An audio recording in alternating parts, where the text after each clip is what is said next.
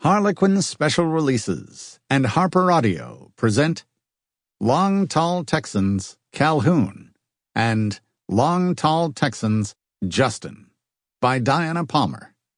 Performed by Todd Mclaren. Long Tall Texans, Calhoun. Chapter 1. Abby couldn't help looking over her shoulder from time to time as she stood in line at the theater ticket counter. She'd escaped by telling Justin that she was going to see an art exhibit. Calhoun, thank God, was off somewhere buying more cattle, although he was certain to be home later this evening.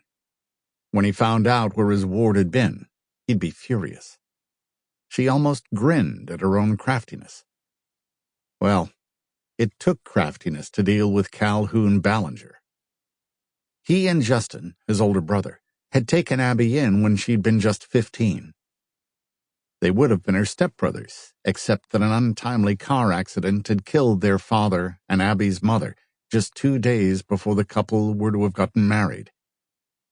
There hadn't been any other family, so Calhoun had proposed that he and Justin assume responsibility for the heartbroken teenager, Abigail Clark. And they did. It was legal, of course. Technically, Abby was Calhoun's ward. The problem was that she couldn't make Calhoun realize that she was a woman. Abby sighed. That was a problem, all right. And to make it even worse, he'd gone crazy on the subject of protecting her from the world. For the past 4 months, it had been a major ordeal just to go out on a date. The way he stood watch over her was getting almost comical. Justin rarely smiled, but Calhoun's antics brought him close to it. Calhoun's attitude didn't amuse Abby, though. She was desperately in love with Calhoun, but the big blonde man still looked upon her as a child.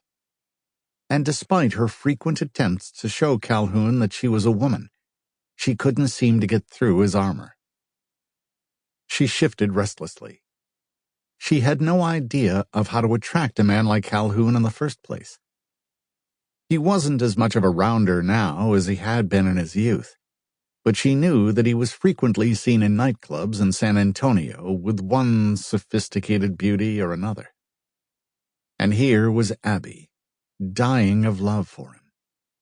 She wasn't sophisticated or beautiful. She was a rather plain country girl, not the sort to immediately draw men's eyes, even though her figure was better than average. After brooding over the problem, she had come up with a solution. If she could manage to get sophisticated, he might notice her. Going to a strip show wasn't exactly the best first step, but in Jacobsville it was a good start. Just being seen here would show Calhoun that she wasn't the little prude he thought she was. When he found out about it, and eventually he would hear she'd attended the show. Abby smoothed the waistline of her pretty gray plaid skirt. She was wearing a pale yellow blouse with it, and her long, wavy brown hair was in a neat chignon. Her hair, when it was loose, was one of her best assets. It was thick and silky. And her eyes weren't bad. They were big, quiet, grayish blue eyes, and she was blessed with a peaches and cream complexion and a perfect bow of a mouth. But without careful makeup, she was hopelessly plain. Her breasts were bigger than she wanted them to be, her legs longer than she would have liked. She had friends who were small and dainty, and they made her feel like a beanpole. She glanced down at herself miserably. If only she were petite and exquisitely beautiful.